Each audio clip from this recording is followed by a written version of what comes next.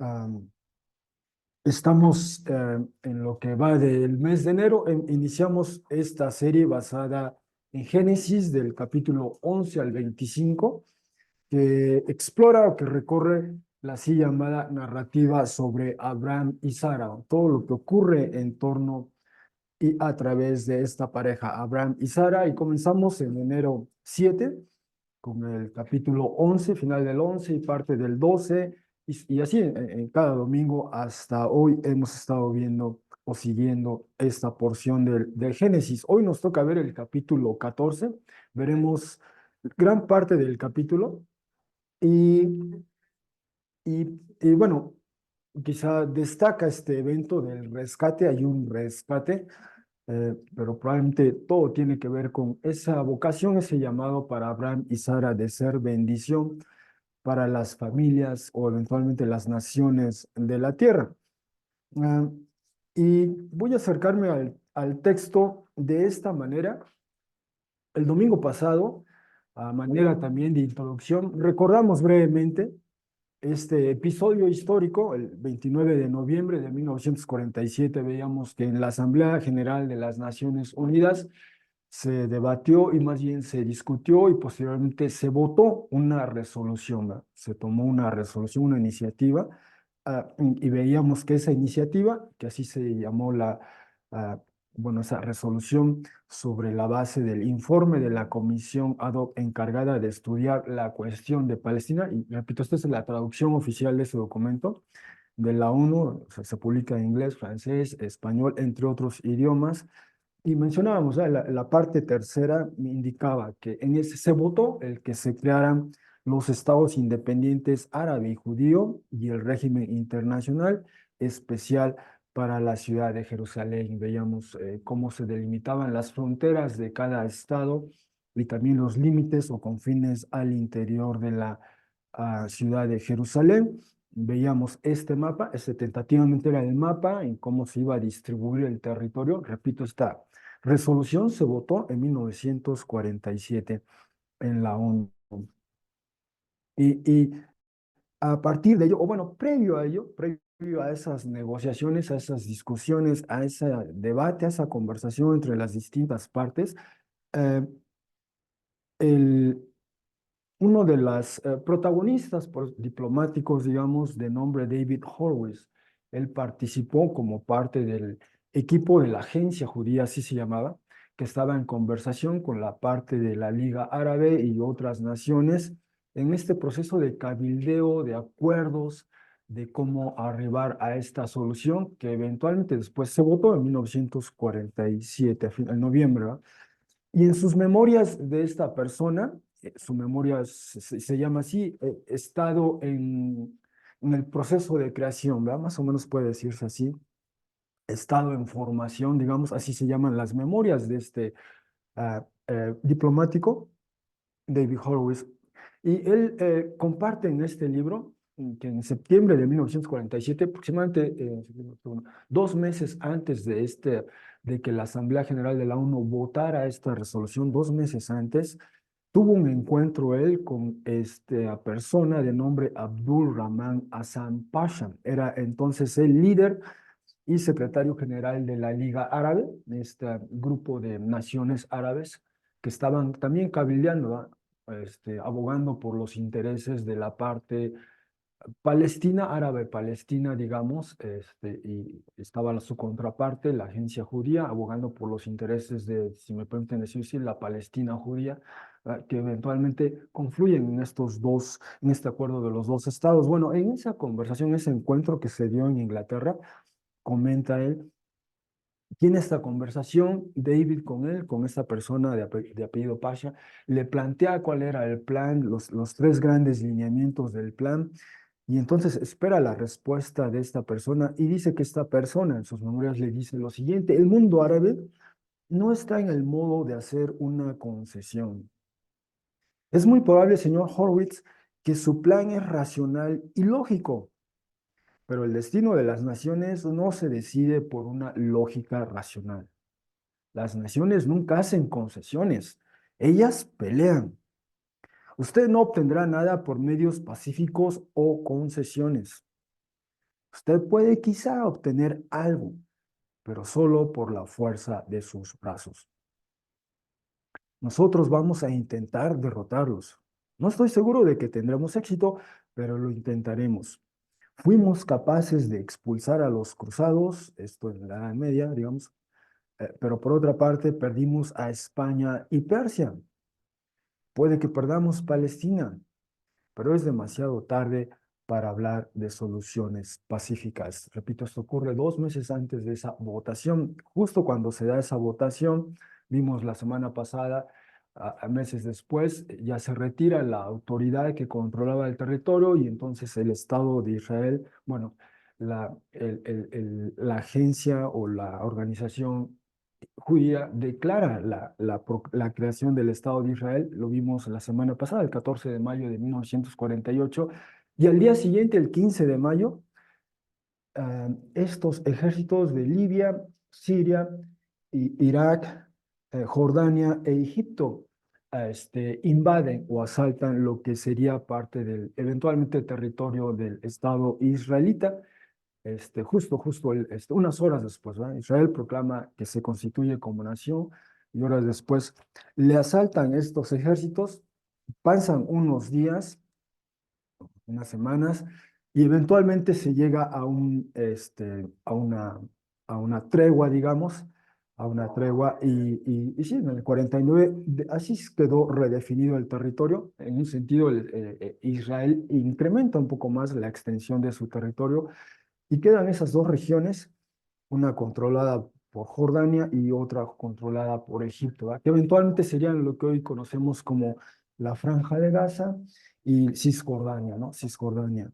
Este, y solo se han movido un poco los territorios de uno a otro lado, pero, pero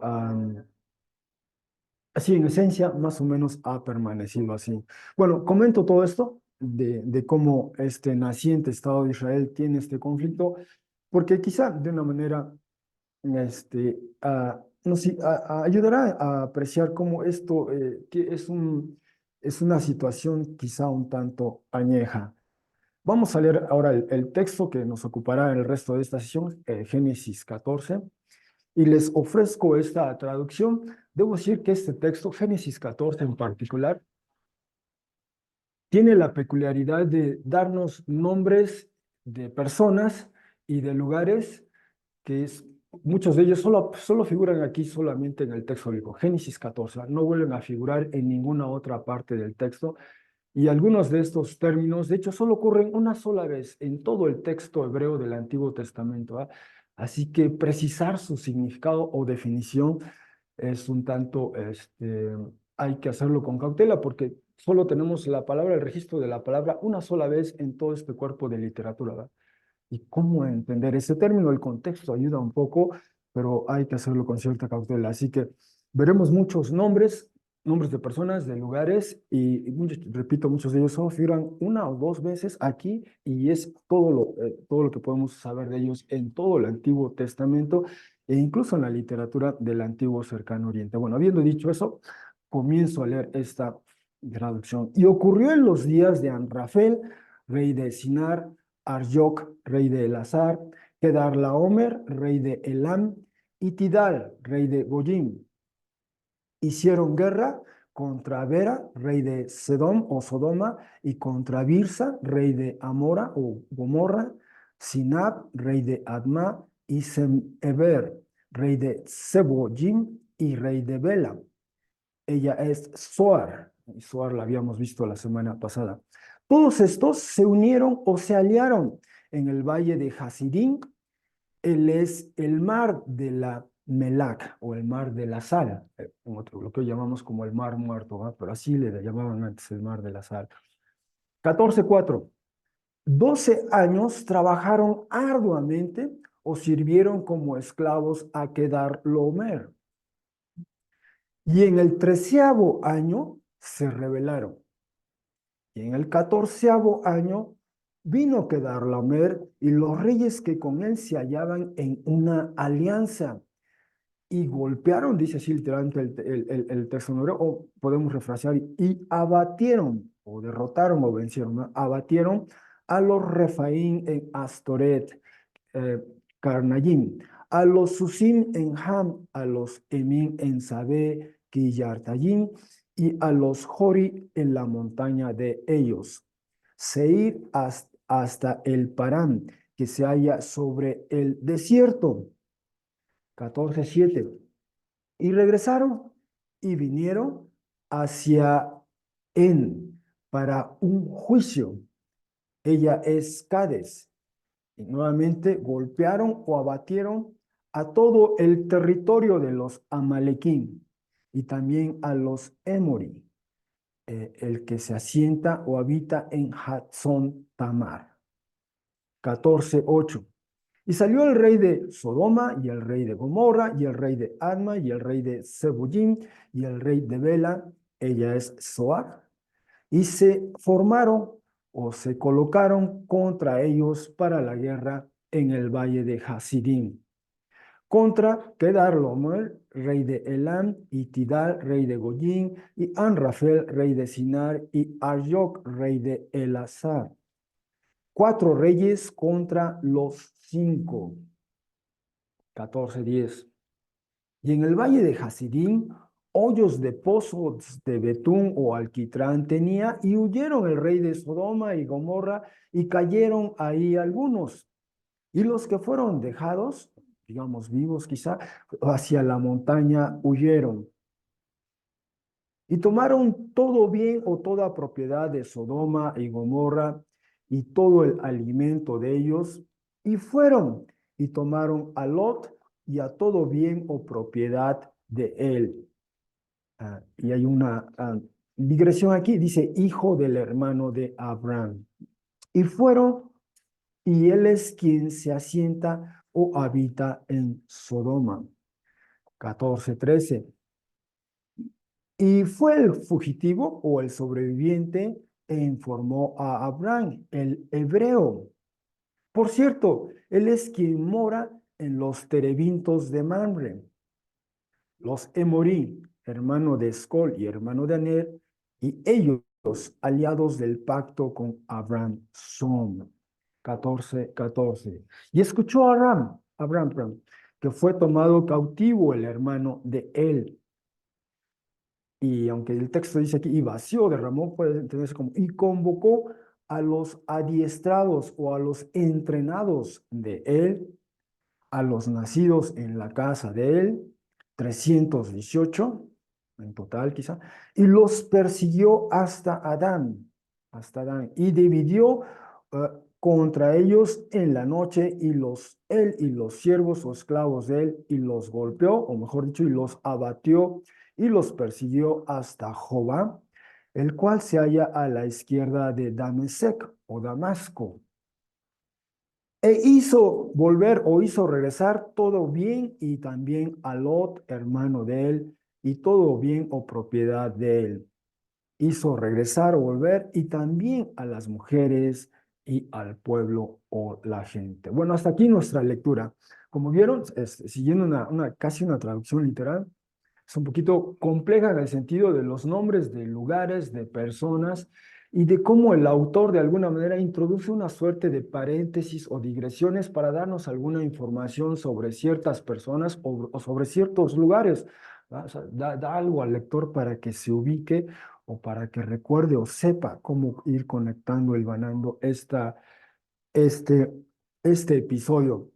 Bueno, rápidamente, decía, comenzamos enero 7 con nuestra serie, y rápidamente a través de estos mapas podemos ver qué es lo que hemos hecho al momento. Vamos siguiendo a esta familia, la familia formada por Terach, con sus 4 hijos, 3 de ellos, Abraham, Nahor y Harán, la cuarta, Sarai, solo que la hija es con otra madre distinta a con la que concibió Abraham, Nahor y Harán, ¿no? Eso dice el texto bíblico, en varios textos vimos. Así que Sarai y Abraham eran medios hermanos. Bueno, de esta familia además supimos que Harán tuvo a su vez hijos. Tuvo a su hija Milca, a su hija Yisca y a su hijo Lot. Bueno, supimos que esta familia vivía en Ur, así inicia el texto 11:27. Terach con su familia, sus hijos, sus nietos, están en la ciudad de Ur, hoy el sur de Irak. Allí vivían ellos. Ur era una ciudad en ese tiempo, en el mundo del antiguo cercano oriente, segundo milenio, inicios del segundo milenio antes de Cristo, era una ciudad importante, una ciudad que trascendió, que influyó en esa región del mundo. Ur no era una ciudad cualquiera, era una ciudad muy importante en ese tiempo. Bueno, a esta familia lamentablemente fallece uno de los hijos, fallece Harán. El texto en hebreo dice que fallece delante del padre, ¿verdad? Entonces seguramente fue un momento dramático y difícil para toda la familia, especialmente para el padre. Quizá ese evento detona la decisión de que deciden, perdón, valga la redundancia, deciden migrar hacia Harán. Casi toda la familia. Así que fallece Harán y por lo tanto Serac va con su hijo Abram. El texto no menciona si va con él Nahor, su otro hijo. Lo que sabemos por el texto bíblico es que eventualmente Nahor, que por cierto, Nahor se casa con su sobrina Milca. Nahor y Milca, el texto nos dice en Génesis 22 y 27 que ellos eventualmente se establecen en Harán. Así que o se fueron con ellos o les siguieron después. Lo cierto es que Terach, Abraham, ah, con su esposa ya Sara y su sobrino Lot, cuyo padre ya había fallecido, todos ellos emigran a la ciudad de Harán, hoy al sur de Turquía, sureste de Turquía. Así que vamos de Irak a Turquía siguiendo a esta familia. Pudieron seguir una de esas dos rutas según el río Éufrates o Tigris, porque eran caravanas terrestres, a caravanas caminando, y obviamente el río aseguraba para ellos agua, no solo para ellos, sino para las bestias de carga, ¿va? Eso era fundamental. Así que van por esas rutas, llegan a Harán, se establece esta familia en Harán. Estando en Harán, Yahvé Dios de alguna manera habla a Abraham, le llama a él y a su esposa a irse de ese lugar, a irse de la familia, dice de la casa de tu padre, y les invita a ir a otro lugar, a esta región, a la región del Levante, a la región donde está Canaán, por ejemplo. Y entonces sale Abraham con Sara, pero vimos que por alguna razón, que no aclara el texto, no precisa, Abraham se lleva a Lot. El llamado era para Abraham y para Sara, pero viendo de qué trataba el llamado que implicaba tener descendencia, ya sabíamos que el texto nos había dicho que en ese momento Sara era estéril. Perdón, Abraham está vislumbrando las posibilidades. Bueno, ¿cómo puedo asegurar yo descendencia? ¿Va? Y una era la vía por Lot. Podía adoptar a Lot, era su sobrino, y vimos los textos legales de la época que legitimaban tal opción. Esa es una posibilidad, era una posibilidad. Después veremos otras posibilidades que también exploraron y no fueron esas, ¿no? Tuvieron que esperar a los términos, condiciones y manera en que Dios hace las cosas. Y es a través de ellos mismos, ¿no? A pesar de lo imposible que parecía en ese momento, a través de ellos mismos es la descendencia. Pero bueno, vemos que Abraham hace eso y se lleva a Lot. Así que van a esa tierra y vemos cómo a lo largo de Génesis, de lo que resta del capítulo 12, recorren toda esa tierra, llegan del norte, centro, sur, la recorre todo y Abraham, como de alguna manera va punteando ese recorrido, construyendo altares, invocando el nombre de Yahvé, es decir, explorando esa tierra que posiblemente que el Señor ha prometido. Pero viene el primer desafío y ese primer desafío es que hay una hambruna, hay una escasez de alimentos y Abraham viene de una tierra, perdón que me regrese en este pamba, esa tierra irrigada por los ríos Tigris y Éufrates, esos ríos se desbordaban y entonces creaban buenas condiciones para que el terreno fuera sumamente fértil. Y eso también ocurría en esta región del mundo, aquí donde está Egipto y por aquí está el gran río, el Nilo, que desemboca el Mediterráneo y forma este delta. Y también toda esta región se desbordaba el río e irrigaba esa zona y entonces esta zona o aquella zona eran propicias para cultivar, era muy buen terreno para cultivar. En cambio, el terreno al que es llamado, la tierra a la que es llamado Abraham y Sara es un terreno semiárido, rugoso, que dependía mucho de las lluvias de temporal.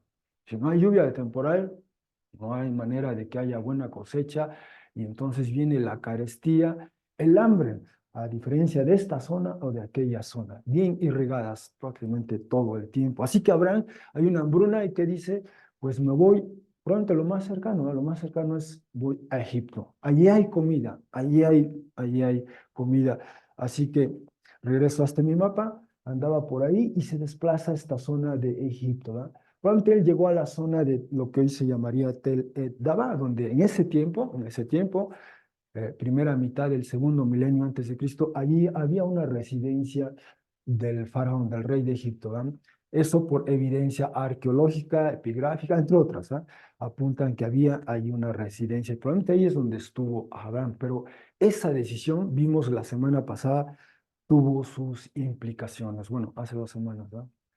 Para Abraham representó, él temía, había un riesgo, él quizá había escuchado de cómo los faraones tenían cierta proclividad o inclinación a hacerse de mujeres extranjeras, especialmente mujeres hermosas extranjeras, y temía por Sara y le pide a Sara, preséntate y di que eres mi hermana, ¿eh?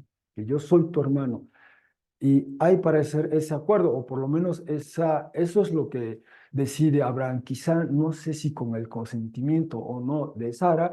Lo que pasa es que en efecto, digamos, los agentes, los espías, los funcionarios del faraón ven a Sara, nos dice el texto que Sara era muy atractiva, y le informan al faraón y el faraón manda por ella, ¿no?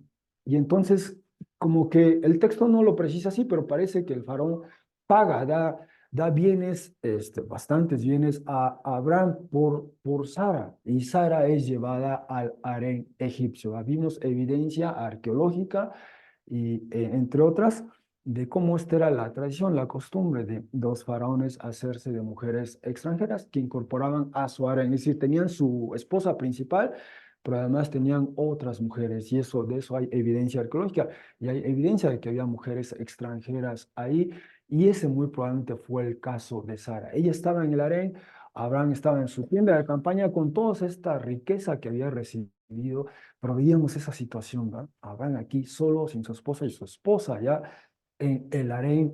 ¿Qué le habrá pasado a Sara? El texto no abunda en ello, solo nos dice que por la palabra de Sara, esa expresión en hebreo que puede entenderse así literalmente por la palabra de Sara, quizá oró, clamó al Señor, o bien por la palabra de Sara en otros contextos tiene también una connotación sexual. Algo pasa en términos sexuales, generalmente algo negativo, es una manera también de traducir esa frase.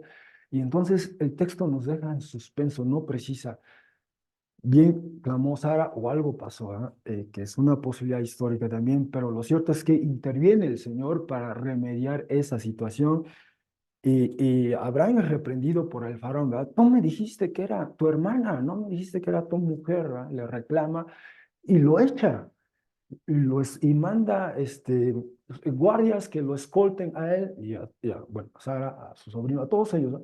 Lo escoltan y va de regreso a Abraham. Abraham no dijo nada, o sea, el silencio probablemente de él indica que fue cierto. Veíamos esta imagen de pintura al interior de una tumba capilla de Kenonhotep en un lugar que se llama Beni Hassan, está fechada en el año prácticamente 1900, o sea, estos contemporáneos prácticamente a Abraham, y una imagen magnificada de ello y en color, o sea, originalmente está en color esto, este, nos hacía ver, ¿verdad? Ahí veía el líder de los asiáticos, así se llamaba, ese era el término genérico que se aplicaba a la gente que emigraba del Levante a Egipto, ¿va?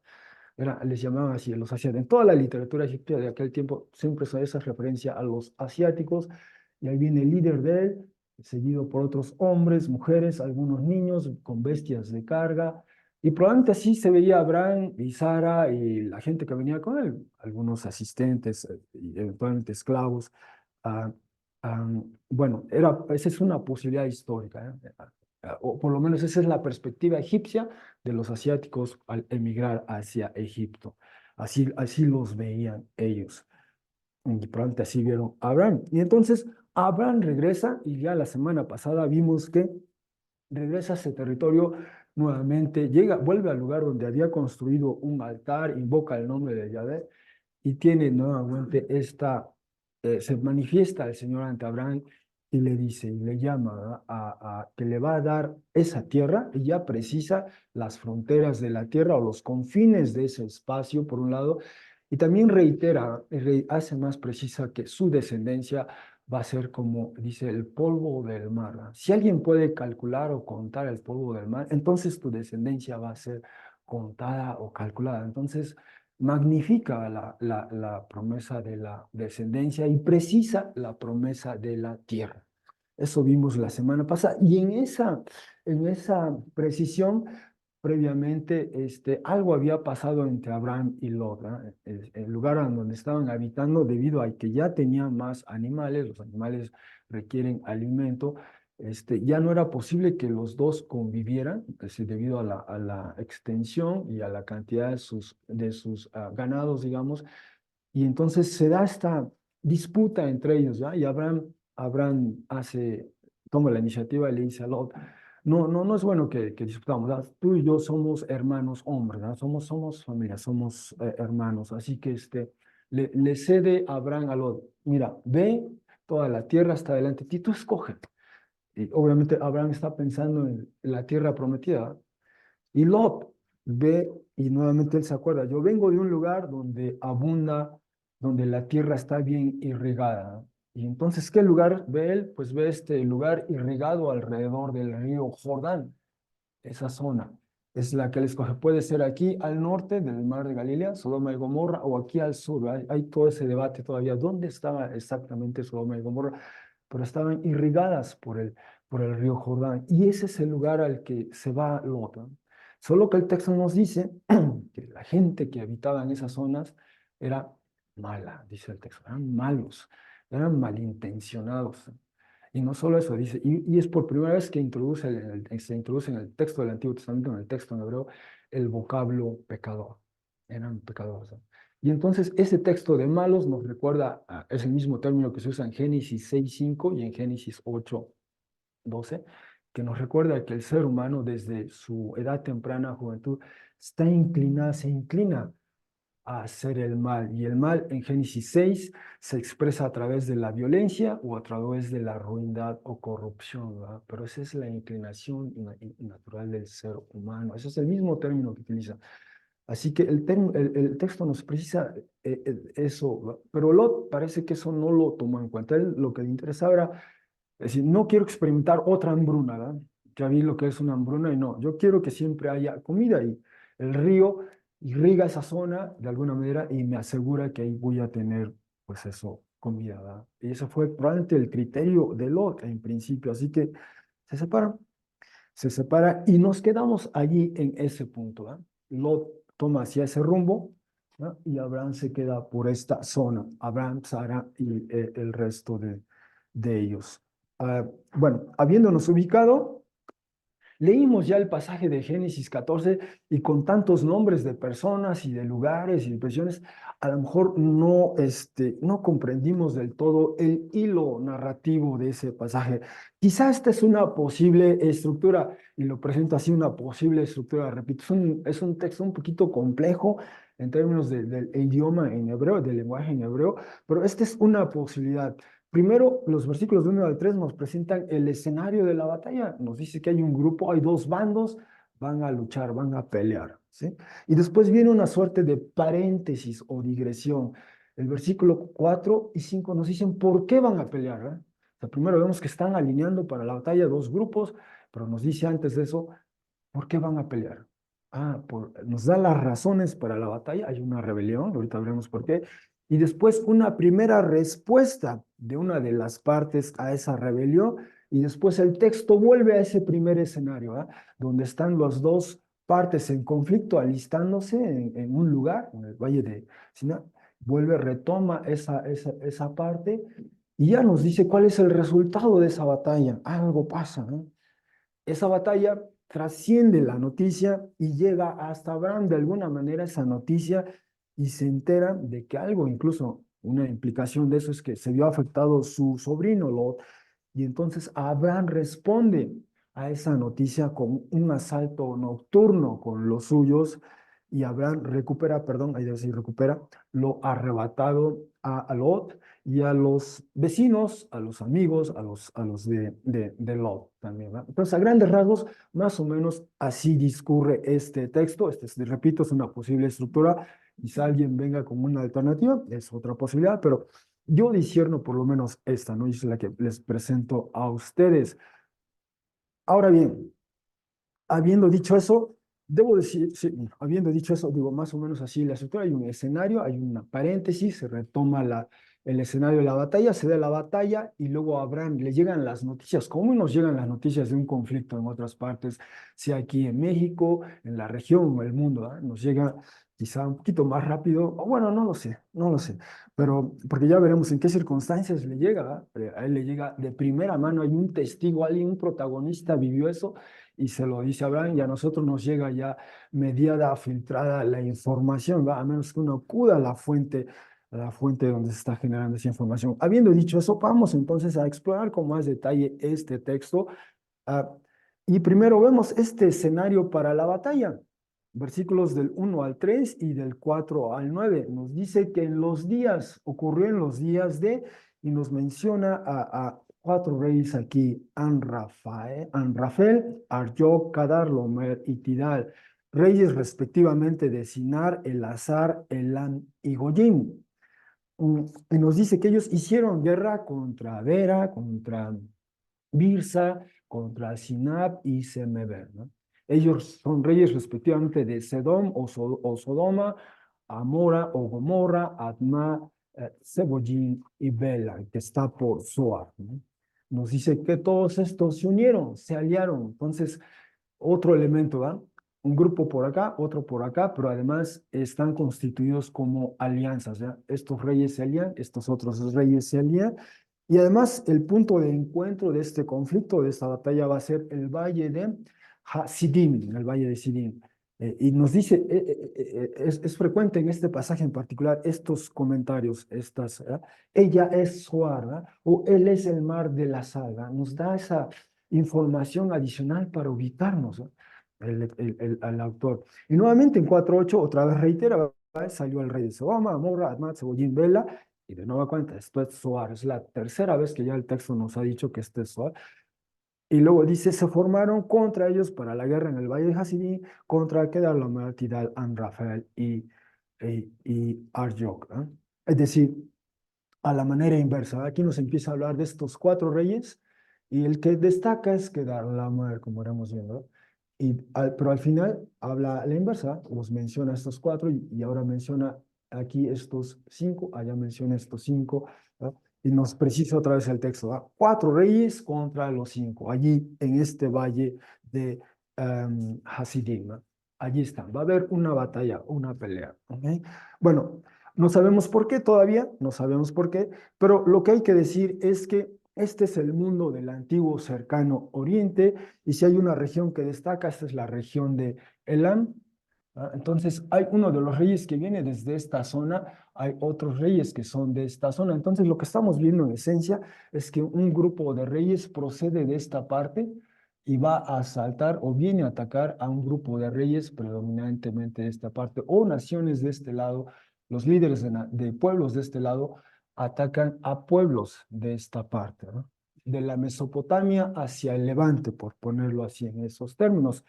Debo decir que esto en términos históricos ocurrió, ocurrió constantemente en el tiempo de Abraham, antes del tiempo de Abraham, después del tiempo de Abraham era frecuente esto. Es decir, no hay novedad en ese sentido. Todo lo contrario, este episodio, Génesis 14, simplemente vemos, nos permite el Génesis asomarnos a las realidades que le tocó vivir a Abraham y a los suyos, Abraham y Sara y los suyos, ¿verdad? Este era el mundo en que vivieron. Así como alguien hoy se asomaría al México contemporáneo y vería todo eso, todo lo bueno y lo nada bueno, ¿no? Que hay en el México o en otras partes del mundo. Bueno, eso es Génesis 14, nos permite asomarnos a esas realidades, y una de esas realidades es que los reyes en esa primera mitad del segundo milenio antes de Cristo, esos reyes de Mesopotamia Sí hicieron alianzas, después ya no. Después más bien emerge Asiria como la potencia, y después cede ese lugar a Babilonia, y después viene Persia, y ya son las ciudades que se vuelven imperios e imponen términos y condiciones en toda esa región del mundo. Pero en ese tiempo todavía podían hacer alianzas. Y lo mismo ocurría aquí en el Levante.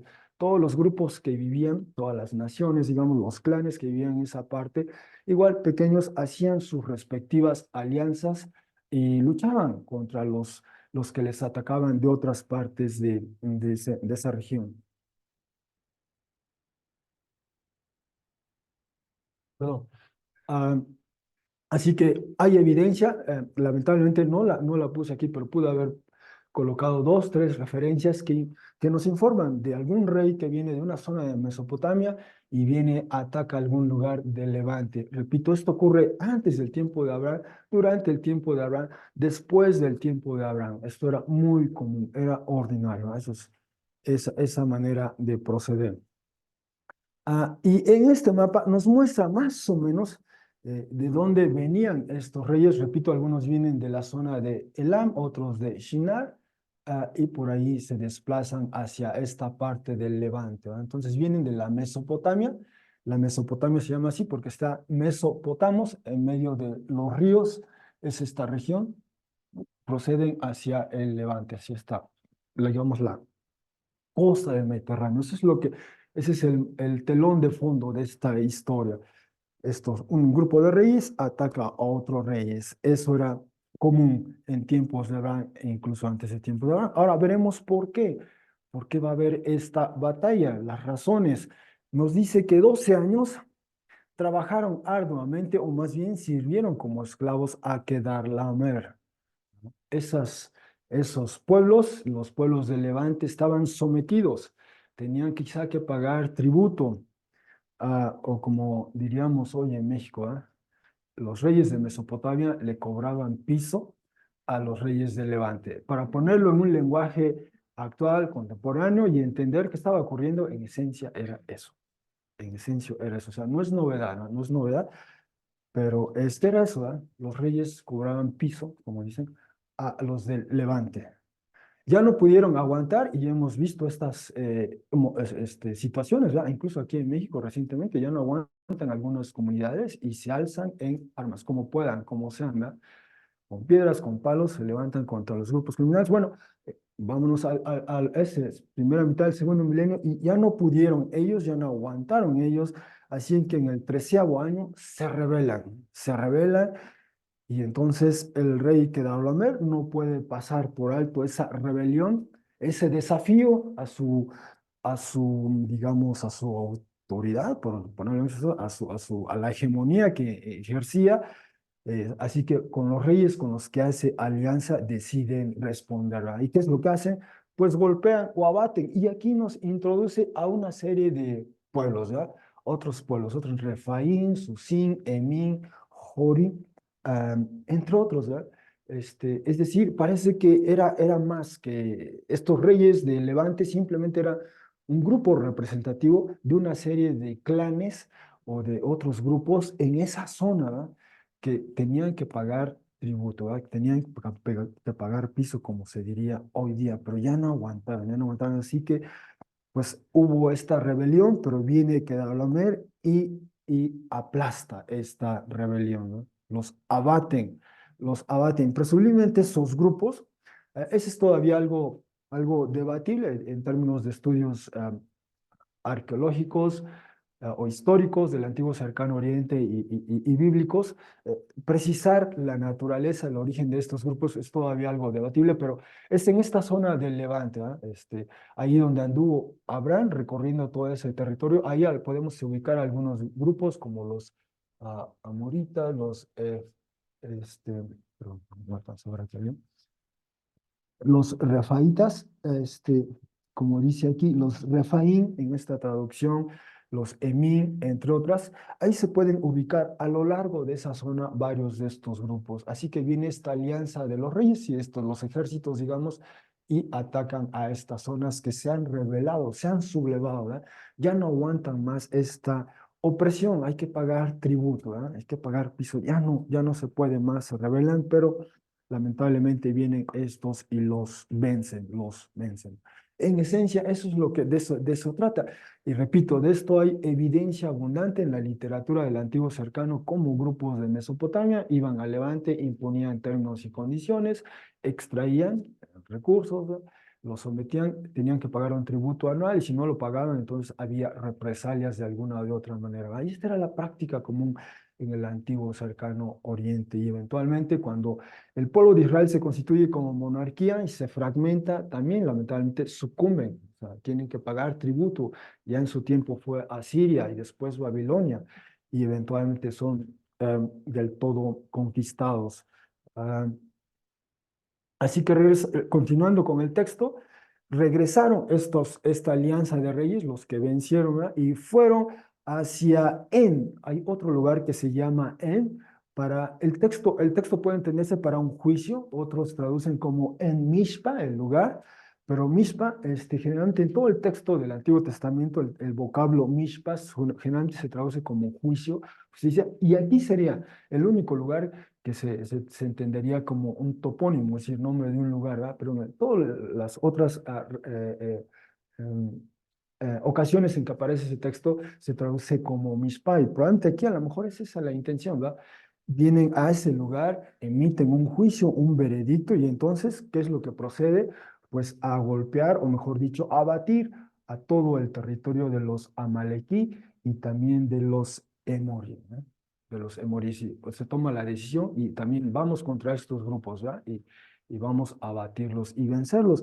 Y la referencia a los Emorí es importante, ¿no? Hasta el momento nosotros preguntamos, bueno, ¿y esto qué tiene que ver con Abraham? ¿No? ¿Y cómo estamos viendo esta batalla entre estos dos grupos? Pero aquí es donde empezamos a ver esta referencia, los Emorí. Ahorita veremos por qué, ¿verdad? Pero decía, ¿verdad? Solo nos pinta el telón de fondo, hay este conflicto entre estos reyes por acá, estos reyes por acá, y por aquí está Abraham, ¿verdad? Si volvemos a este mapa, por aquí anda Abraham, más o menos, ¿verdad? Por esta zona, él allí, Sara, su tienda de campaña, no son ni de un grupo ni de otro todavía, en un sentido, pero es decir, algo les toca ver, les toca enterarse de esto que está pasando, esto que está pasando. Bueno, el resultado de la batalla, ¿qué es lo que pasó? Bueno, finalmente volvemos, ¿va? Están estos dos grupos ahí en el valle de Hasidín. ¿Y qué pasa?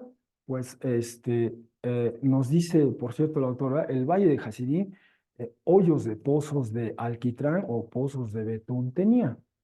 Nada más nos da esa referencia y entonces en la batalla, pues dice, huyeron el rey de Sodoma y Gomorra. Evidentemente esa alianza, la alianza del Levante, ¿ah? La alianza de este lado del Mediterráneo, sucumbe ante la alianza de Kedar, de los de Mesopotamia, ¿verdad? Sucumben, caen, así que ellos huyen y dice, y cayeron ahí algunos en esos hoyos de los pozos de Betún o Alquitrán, al intentar huir y los que sobrevivieron, digamos, pues se fueron a la montaña. Recordemos que ese territorio donde haya sido donde se ubica el valle de Hasidim, perdón, esa zona, hemos visto, es un poco rugosa, montañosa, entonces algunos huyen a la montaña y además el texto continúa, y tomaron todo bien o propiedad de Sodoma y Gomorra, ¿no? O sea, estos reyes, esta alianza, llegan y saquean a las ciudades de Sodoma y Gomorra, toman toda propiedad de ellos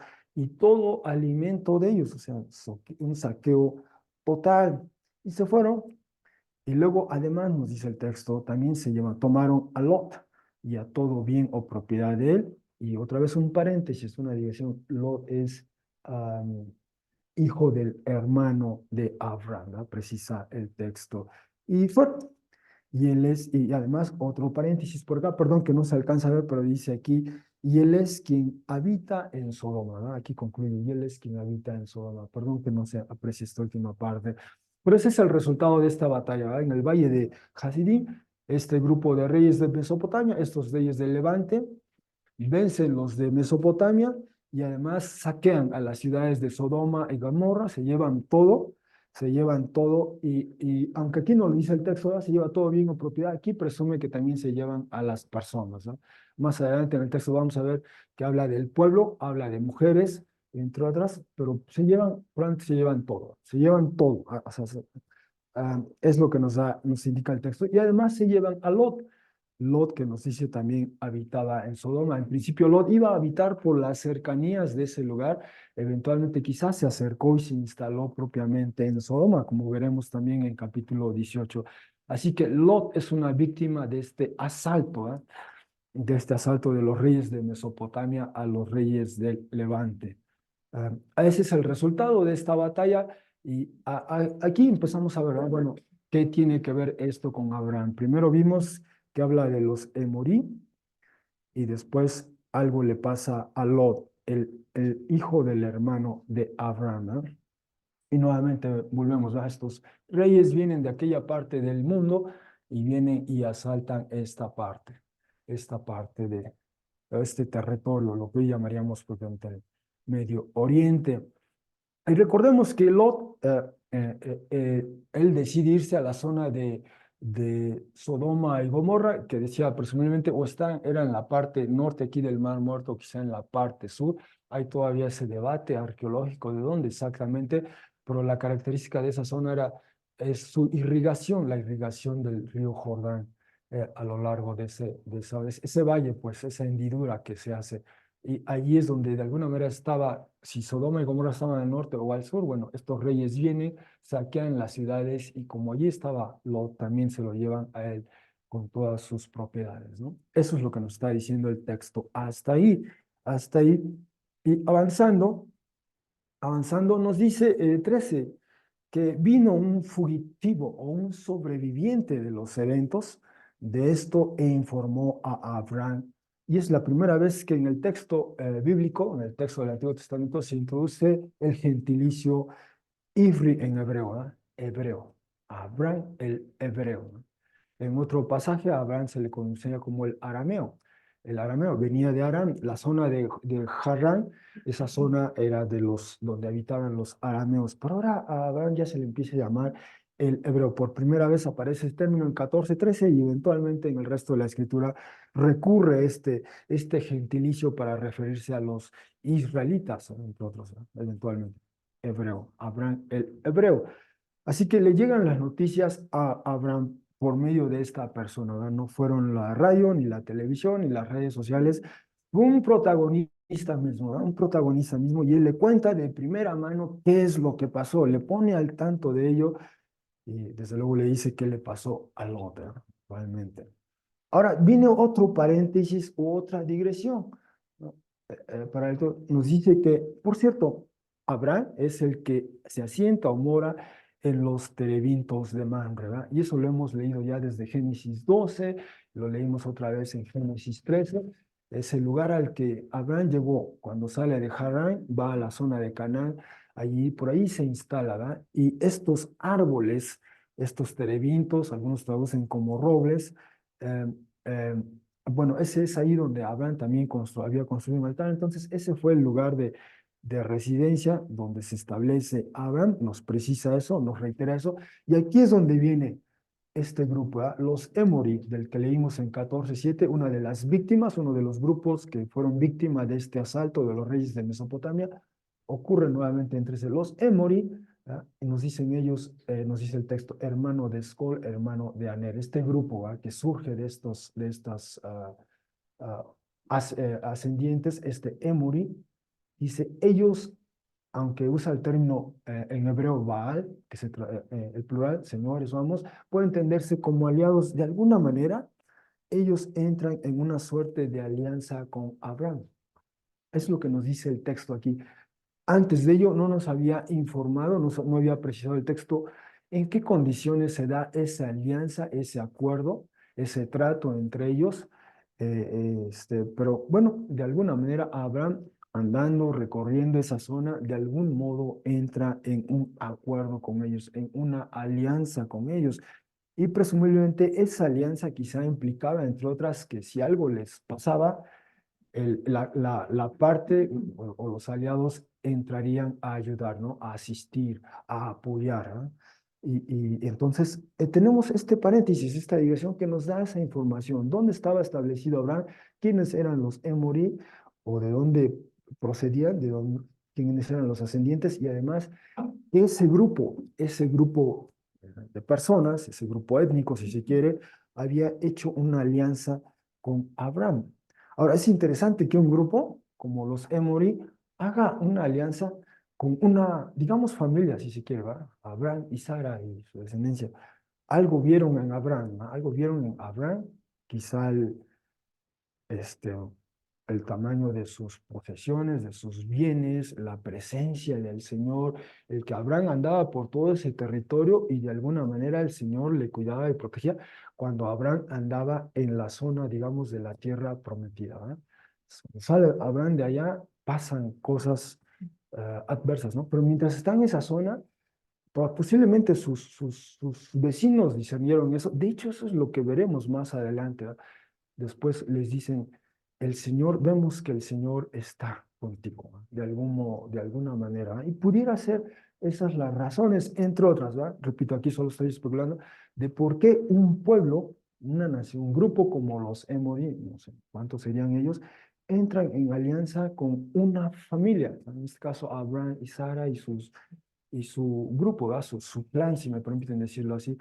Todavía no se podía hablar de ellos como los hebreos, ni mucho menos como los israelitas, ¿verdad? Pero empieza así, empieza así. Bueno, es interesante simplemente ver por qué razón entran en alianza con ellos. Lo cierto es que había una alianza y entonces, bueno, decía, este, quizá, bueno, en este mapa se ubican a los amonitas como por acá, por esta zona, al sur del mar, muerto, o sea, sí, posiblemente aquí se ubicaba Sodoma y Gomorra o al norte, bueno, por aquí ubican a este grupo en este mapa. Repito, esta es la parte donde todavía se está tratando en términos arqueológicos de precisar dónde estaban ubicados estos grupos, ¿no? Para, ah, bueno, Abraham escucha esta noticia y ¿qué hace? ¿No? No nos dice el texto que haya orado, ¿verdad? En otras ocasiones, por ejemplo, típico en el tiempo de David, ¿no? Ocurre un evento como estos, viene un grupo, asalta a los suyos, de hecho se llevan a su familia y a otros amigos, y David ora y pide al Señor, Señor, ¿qué hago? Voy, y me darás la victoria y sanciona, ¿ya? Responde Yahvé y dice, sí, ve, o hazlo de esta manera, o hazlo de esta otra. No nos dice el texto, si Abraham consultó a Yahvé. Dios probablemente lo hizo, probablemente invocó el nombre del Señor, probablemente hizo todo eso, porque en el capítulos previos, ¿ya? Vemos que llega a la tierra, construye un altar, invoca el nombre del Señor, regresa de Egipto, se reconcilia con el Señor, recorre la tierra, invoca el nombre del Señor. Vemos que eso empieza a ser algo frecuente en Abraham, ¿verdad? O sea, el andar en fe implica esa intimidad, esa comunión y empezar a confiar en el Señor y en sus métodos, en su tiempo, en su manera, ¿verdad? Y probablemente algo así hizo Abraham, no nos dice el texto, ¿verdad? Pero escucha y está Lot, el sobrino, ¿no? Está cautivo, y así que nos dice 14:14, escuchó a Abraham que fue tomado cautivo el hermano de él, en ese informe, en ese reporte que le dieron, y entonces dice que, literalmente, el texto, el verbo que se usa aquí dice, y vació o derramó, pero se puede entender que convocó, ¿verdad? Agotó todos los recursos, digamos, así que Abraham convoca, llama, nos dice el texto, usa este término Hanik en hebreo. ¿Cómo entendemos ese texto? Es la única vez que aparece en todo el texto del Antiguo Testamento, ¿verdad? Es la única vez que aparece el texto. ¿Y cómo se traduce en texto cuando solo tenemos una incidencia de esa palabra? No tenemos dos, tres, como a ver en otros contextos, a ver qué uso le dan. Simplemente aquí aparece una sola vez los Hanik. Hanik. Entonces, viene del verbo, digamos, este vocablo, este sustantivo, viene del verbo hanak, digamos, y ese verbo indica adiestrar, entrenar, entre otros. Y quizás sea una manera, son los entrenados, los adiestrados de él, y luego no hay ninguna partícula o elemento que hilvane o que a la siguiente frase no hay una conjunción, no hay una preposición, simplemente viene otra frase y habla de los nacidos en la casa de él. Así que tenemos a estos adiestrados, entrenados por un lado, y tenemos a otros. que le han nacido en la casa de él, ¿va? Probablemente desde que él está en Ur de los Caldeos, ¿va? Ya nos dice el texto que ya en Ur él ya estaba casado con Sara, ¿va? Ya desde Ur, desde antes de salir de Ur, él y Sara ya eran matrimonio y ya tenían estos bienes en común. Y entonces, probablemente desde entonces, desde su viaje de Ur a Harán y de Harán a Canaán, su estancia en Egipto, ha pasado algo de tiempo y puede que ya estos nacidos en casa de algunos de ellos. Bueno, la suma de estos dos grupos, de los Hanik y de los nacidos en la casa, dice el texto que son 318. Bueno, arma su grupo, Abraham, y dice que los persigue, dice el texto, o sea, va tras ellos, los alcanza, bueno, va tras ellos hasta Dan. Si regreso a este mapa, si los amoritas estaban por acá, si ese asalto donde estaba Lot estaba en esta parte, digamos, al sur del mar Muerto, la parte de Dan es aproximadamente aquí al norte, por allí donde se ve. Ahorita habrá un mapa donde le vea con una flecha, creo. Ah, ajá, ahí está. Entonces, de alguna manera se desplazan, quizá es una posibilidad, o quizá Abraham andaba por acá, escuchó el informe de esta persona, pero de alguna manera se dirige hacia el norte. Allá está el lugar, ya sea Dan como topónimo, es el nombre de un lugar, que antes equivalía a Laquis, probablemente era el término, el lugar previo. Eso, desde luego, antes del establecimiento de la tribu israelita de nombre Dan, ¿verdad? Pero bueno, pues la cuestión es que él se desplaza hacia el norte, hacia el norte.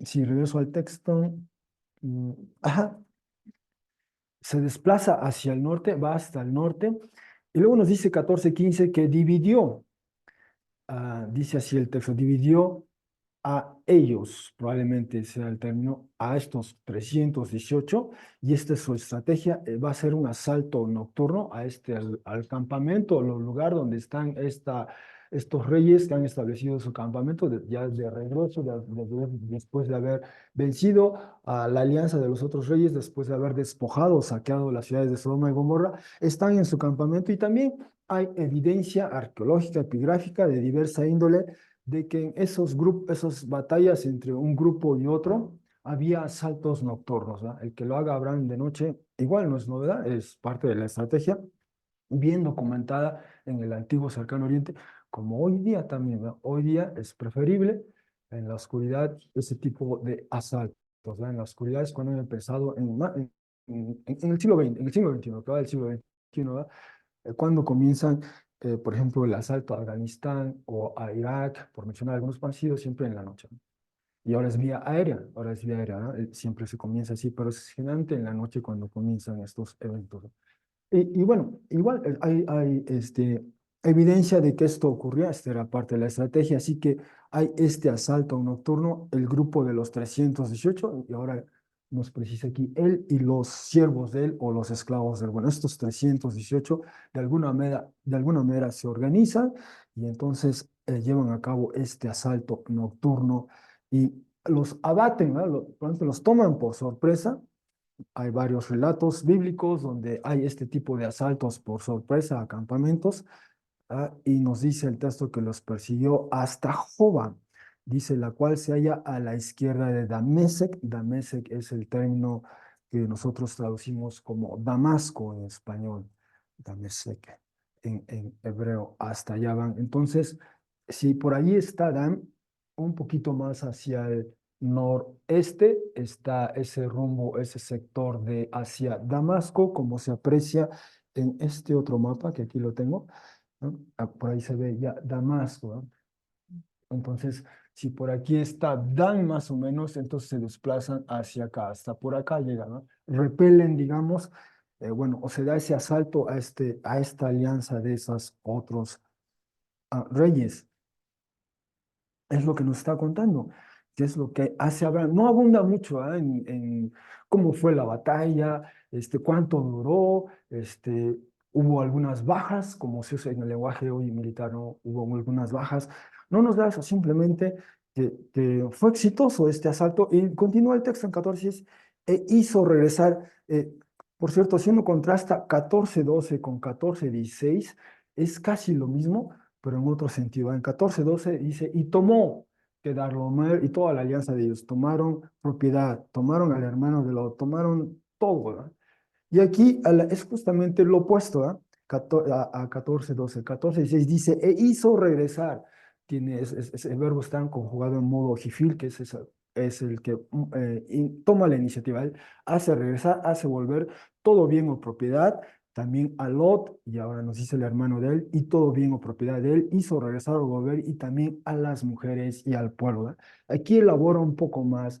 Allá simplemente nos decía que saquearon a toda propiedad, se llevaron todo, se llevaron todo. Y aquí sí elabora un poco más, habla de mujeres, habla del pueblo o gente, habla de propiedad, quizá bienes, el otro texto nos dice incluso todo el alimento se llevaron, ¿no?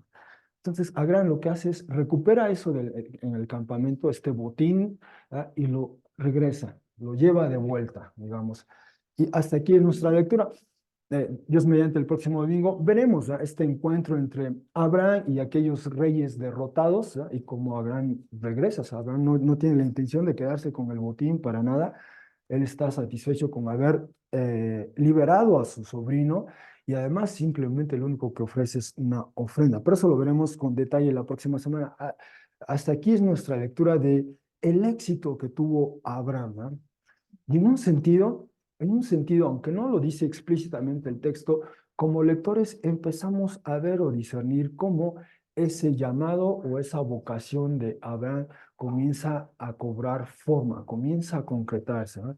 Una de las llamados para Abraham y Sara es que iban a mediar una bendición a las naciones. Ellos iban a ser una bendición para las naciones o clanes. O sea, primero el texto usa familias o clanes y en otra ocasión, como veremos más adelante, usa el término naciones o goyim familias, ¿no?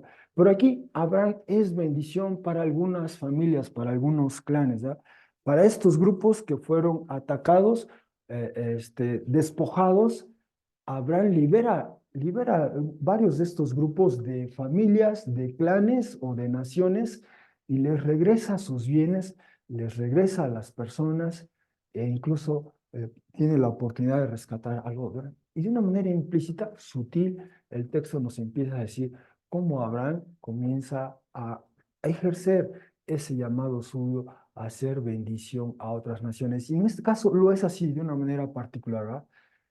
Porque este requería acción, este acto de injusticia requería alguna acción de su parte y él responde así. Y repito, aunque el texto no lo elabora, probablemente a lo mejor antes de salir construyó un altar, invocó el nombre de Yahvé, pidió su protección, su bendición y emprendieron la acción, ¿verdad? No lo dice el texto, pero es muy probable que lo ha hecho como lo hemos visto ya en Génesis 12, en Génesis 13, comenzaba a ser el hábito de Abraham, ¿verdad? Construir altares, invocar el nombre de Yahvé, y probablemente eso hizo antes de emprender esta acción, una acción justa y que el Señor reivindica, ¿verdad? Porque simplemente se libera a estas personas, se deja de oprimir y rescata algo que posteriormente después Dios mismo haría con el pueblo de Israel, ¿verdad?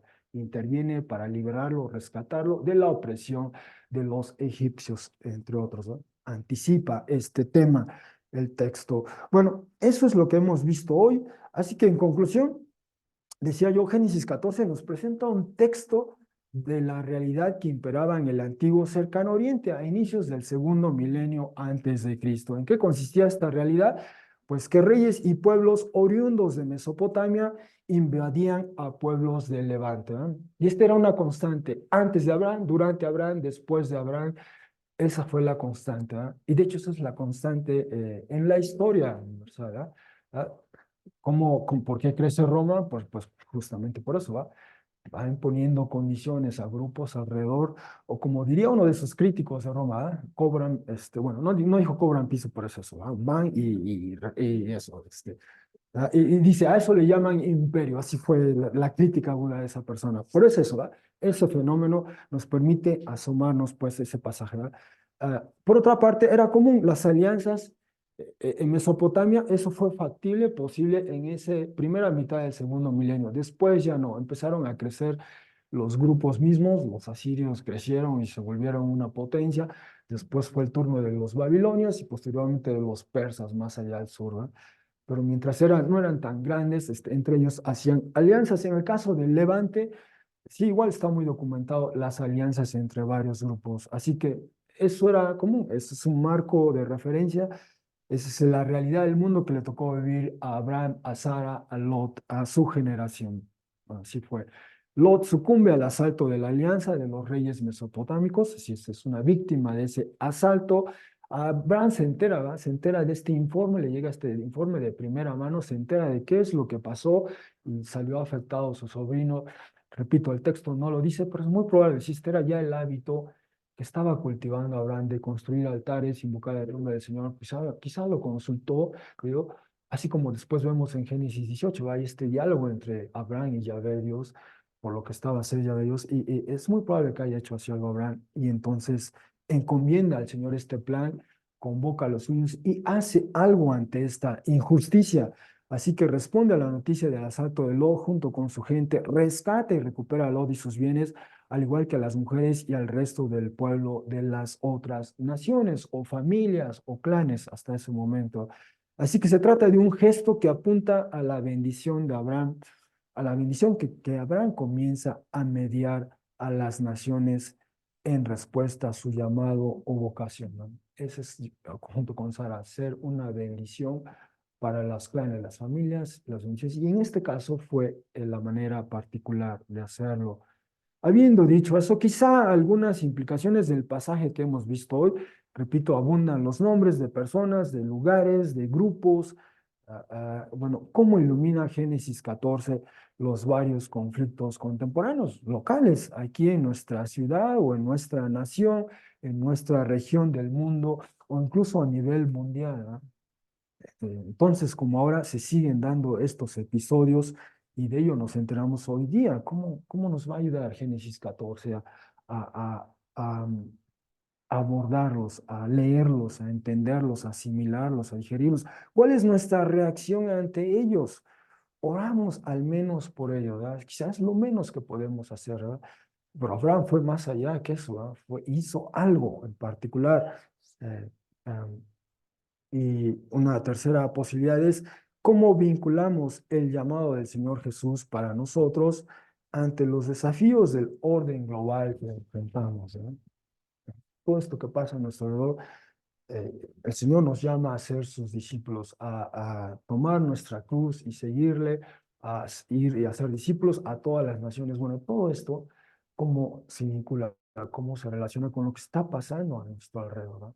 Así como Abraham respondió a su tiempo, a su momento en esas circunstancias, cómo nosotros podemos, a la luz de nuestro llamado, responder a esos desafíos. Bueno, quizá es algo de lo que podamos considerar el resto del día, en la semana, siguiendo ese ejemplo de Abraham.